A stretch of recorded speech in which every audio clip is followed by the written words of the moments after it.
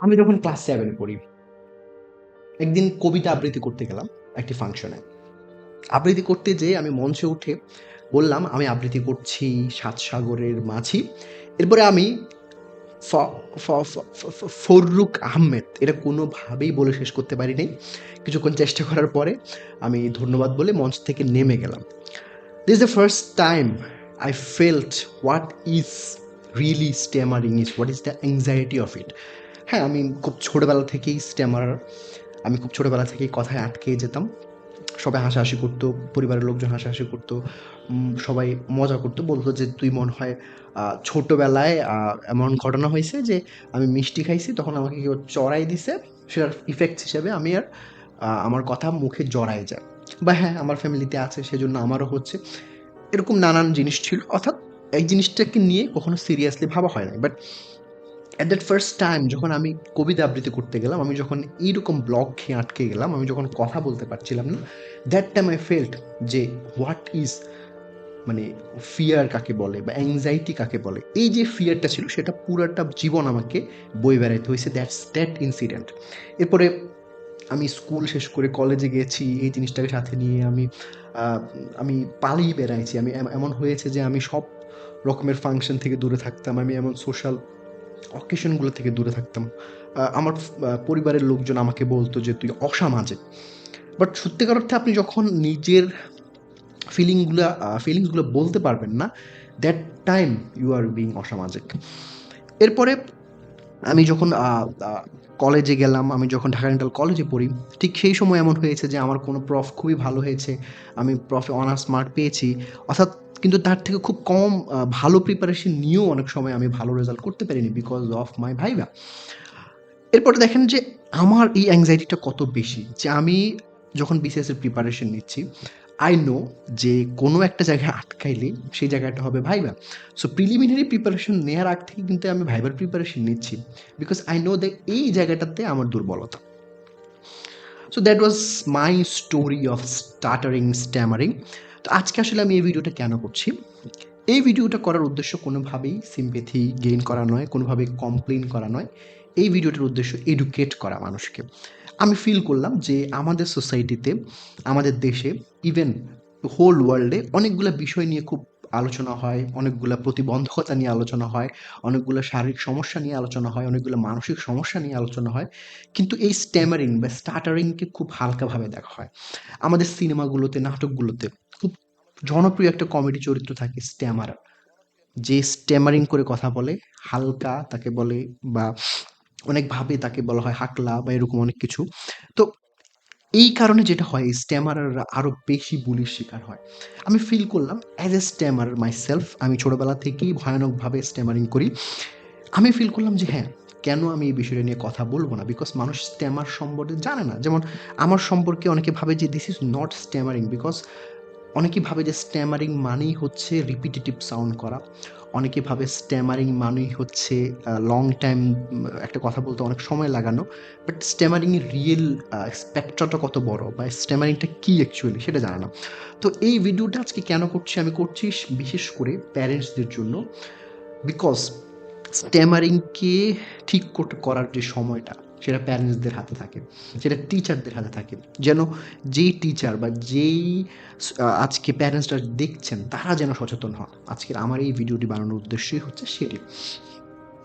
So আমি যখন ছোটবেলা থেকেই আমি যখন স্কুল শেষ করে, কলেজ শেষ করে, আমি যখন ইউনিভার্সিটি শেষ করে আজকে চাকরির জীবনে আসছি, how I am fighting with this, কিভাবে আমি প্রতিদিন নিজেকে মোটিভেট করছি যে no, I have to fight it. এই পুরো বিষয়টাকেই আমি এই জায়গাটাতে আজকে এক্সপ্লেন করব। তো প্রথমত বুঝে নিই যে আসলে স্ট্যামারিংটা কি।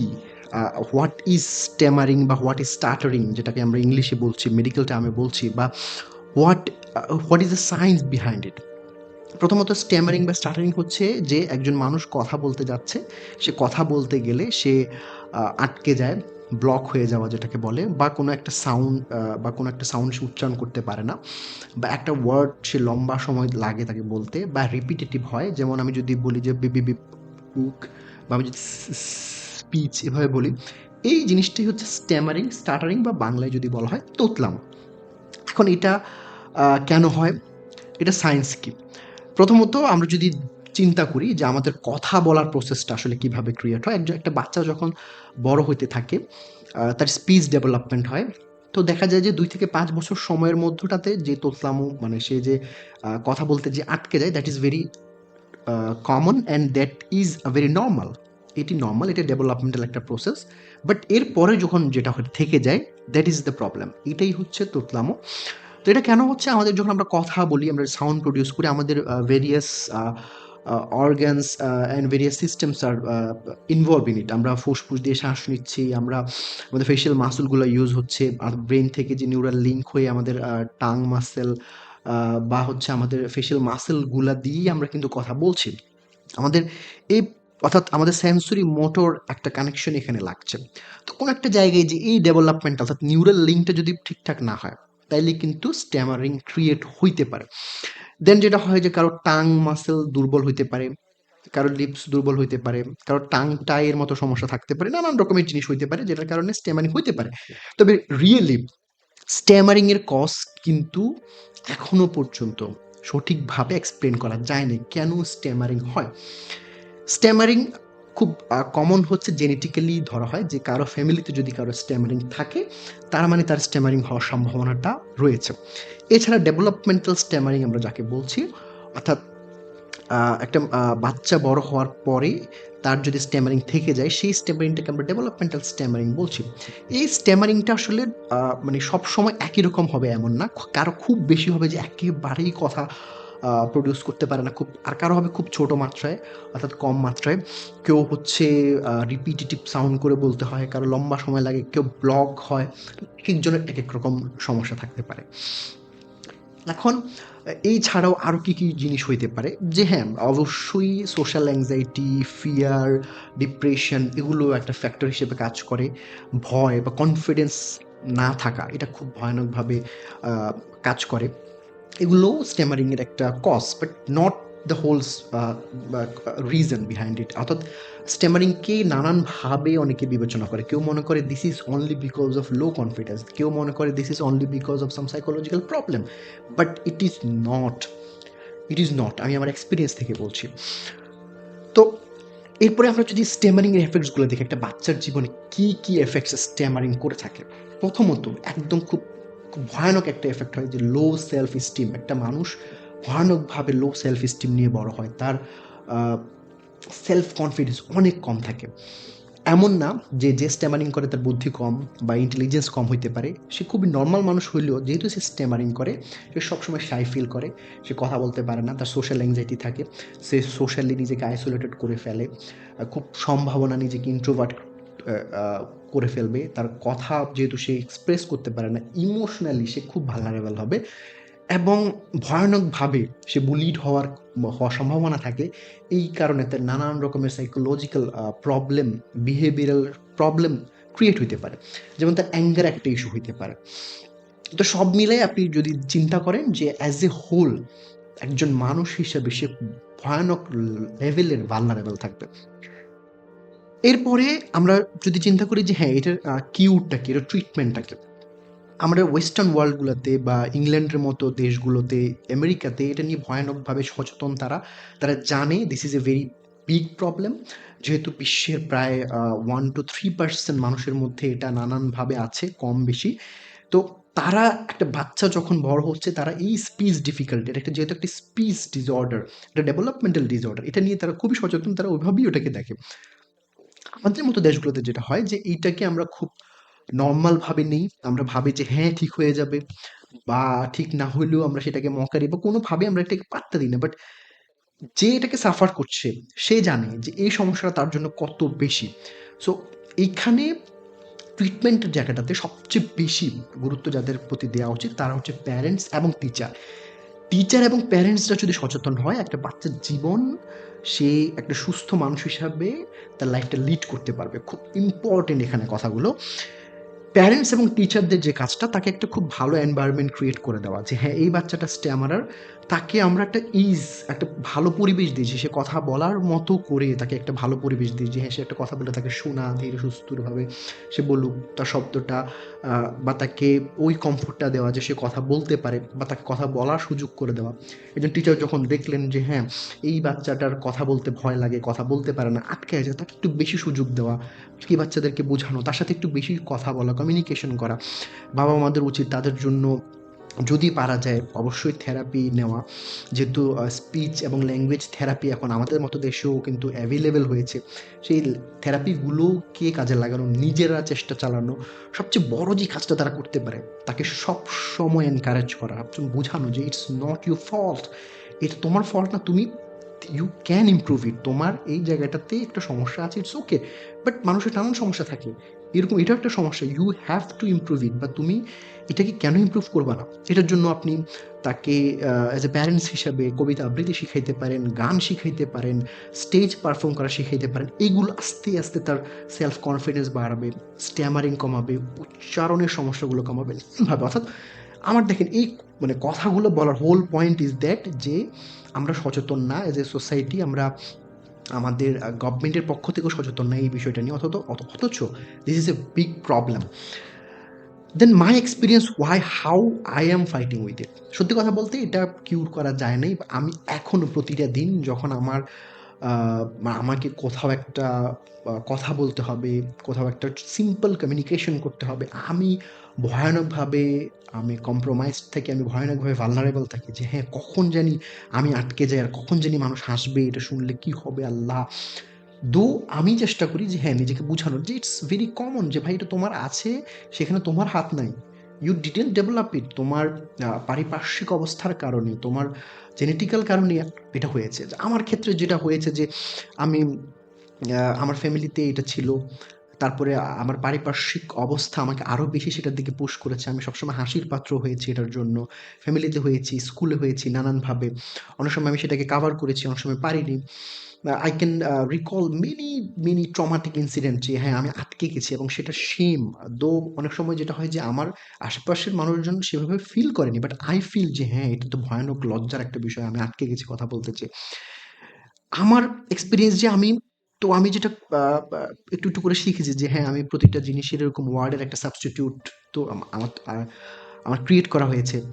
যে আমি এই কথাটা এভাবে বাংলায় না বললে ইংলিশে বলি, বা এই কথাটার এই বাংলাটা না বললে ওইভাবে বলি। আমি যদি ধরেন বলি যে আপনাদের কি অবস্থা? এটা না বলে বলি কি অবস্থা আপনাদের? ঘুরায়ে বলা। অর্থাৎ যে জায়গাটাতে আমি আটকে যাচ্ছি সেটাকে somehow রিপ্লেস করে বলা, একটু ঘুরে পেঁচায়ে বলা।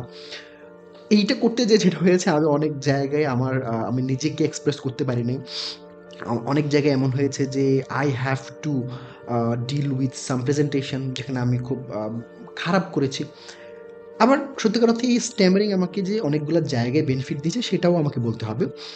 লাইক আমার বিসিএস প্রিপারেশনের সময় আমি সবচেয়ে বেশি গুরুত্ব দিয়েছি আমার ভাইভাকে। যেহেতু আই ফিল্ড যে আমার এই জায়গাটাতে প্রবলেম হইতে পারে, এবং সবচেয়ে ভালো আমার সেটা হয়েছে। One of the best things then আমি প্রেজেন্টেশনের ক্ষেত্রে অনেক বেশি সচেতন থাকতাম স্কুল মানে যখনই আমি আমার সুযোগ হইতো প্রেজেন্টেশন দেওয়ার। হ্যাঁ, ইট ওয়াজ নট দ্যাট এক্সিলেন্ট হইতো, বাট আমি একটা মোটামুটি গুড লেভেলে থাকতাম যে হ্যাঁ, আমার মোটামুটি লেভেলে ভালো হয়েছে। বাট আমি যে কতটুক দিয়েছি সেটার জন্য যে আমি কত পরিশ্রম করেছি, কতটুকু সেটাকে আমি ইঞ্জিনিয়ার করেছি, সেটা আসলে কেউ মানে বুঝতে পারবে না। তাদের কাছে মনে হবে যে ইটস ভেরি ঠিক আছে, ইটস অর্ডিনারি থিং। বাট আমার কাছে ওই স্টেমারিং টুকুকে আটকানোর জন্য so much, so I struggle. Even এই যে আমি এখানে ভিডিওটা বানাচ্ছি, আপনাদের সাথে কথা বলছি, this is also to actually treat my stammering. মানে এই জিনিসটার উদ্দেশ্যই কিন্তু এমন না যে ভিউজ পাওয়া বা কিছু একটা ইউটিউবার হয়ে যাওয়া। ইটস সোললি যে আমি আমার এই স্ট্যামারিংটাকে কোনোভাবে আটকাইতে পারি কিনা। আমার ভয়ানকভাবে এখন আমি প্রচুর সাউন্ড আমি উচ্চারণ করতে পারি। আমি প, ব, এই এই সমস্ত সাউন্ডগুলো আমার মুখ দিয়ে আসে না। সাপোজ আমি খুব ভয়ানকভাবে অনেক সময় যে আমার পরিচয় দিতে আমি আটকে যাচ্ছি। অর্থাৎ প্রতিদিন আমাকে ফেস করতে হয়। বাট এখন আমি আমার একটা প্রফেশনে আছি, আমাকে কথা বলতে হয়। That's how I M lucky যে আমি কথা বলা শিখছি। আমি প্রতিদিন ট্রাই করছি কীভাবে নিজেকে ইমপ্রুভ করা যায়। আমি একটু করে কবিতা আবৃত্তি করার চেষ্টা করছি, একটু করে কথা জোরে বলার চেষ্টা করছি। মানে একটা বিশাল সময় ধরে নিজেকে লুকিয়ে রাখতে যে একটা বিরক্ত হয়ে যাওয়ার যে ব্যাপার, সেটা এখন আমার মধ্যে এসেছে যে হ্যাঁ, আমি কেন এই জায়গাটাতে থাকবো? হোয়াই শুডন্ট আই ফিল এম্বারেন্স যে আমার এই জায়গাটাতে তো এম্বারেন্স ফিল করার মতো কিছু নাই। দিস ইজ সৃষ্টিকর্তা আমাকে এটা দিয়েছে। তো আমাকে এটার উপর কাজ করতে হবে। আমার আমার হোল পয়েন্ট ইজ দ্যাট যে অ্যাজ এ প্যারেন্টস কেন আমরা এই বিষয়টা নিয়ে সচেতন হই না? আমাদের বাচ্চারা যখন এই জিনিসটা নিয়ে সাফার করে আমরা বুঝতেই পারি না যে তাকে নিয়ে কেন আমরা কাজ করব না? আমরা তারে জমিন পার দেখেছি। ওই বাচ্চাটার যে প্রবলেম খুবই সিম্পল বেসিক প্রবলেম প্যারেন্টসরা বুঝতে পারে না। আমির খানের মতো শিক্ষক এসে সে বুঝিয়ে তার যে একটা ইমপ্রুভের বা তাকে বোঝার যে ব্যাপারটা সেটা কেন এই জায়গাগুলোতে হয় না? আমাদের টিচাররা কেন এই বিষয়টা নিয়ে অ্যাওয়ার না? তো আমি সত্যিকার অর্থে চাই আমাদের দেশে অনেকগুলা প্রবলেমের ভিতরে এটা নিয়ে কাজ করতে গেলে খুব বেশি এফোর্টস এর দরকার নেই। জাস্ট বেসিক কনসিয়াসনেস অ্যাওয়ারনেস থাকলেই প্যারেন্টস হিসেবে, শিক্ষক হিসেবে ভালোভাবে কাজ করতে পারলেই তারা প্রপারলি ডেভেলপ হইতে পারে। তাদের লাইফের একটা বড় অংশ যে এই স্ট্রাগলটাতে কাটে, সেইটা থেকে তারা মুক্তি পাবে। সো আমি আসলে আর বেশি বলতে চাই না। আমার মূল কথার সামারিটাই হচ্ছে এটা যে এইটা একটা ডিসঅর্ডার। এটাকে একটা ডিসঅর্ডার হিসেবে দেখে এইটাকে ট্রিট করা, অর্থাৎ এটা খুব আর্লি এজে একটা বাচ্চা ৫-৬ বছরের পরে গেলেই যদি সে স্ট্যামারিং করে, তাকে নিয়ে তখন থেকেই যদি একটু, একটু করে কাজ করা যায়, সে নিজেকে কনফিডেন্ট একটা মানুষ হিসেবে তৈরি করতে পারবে।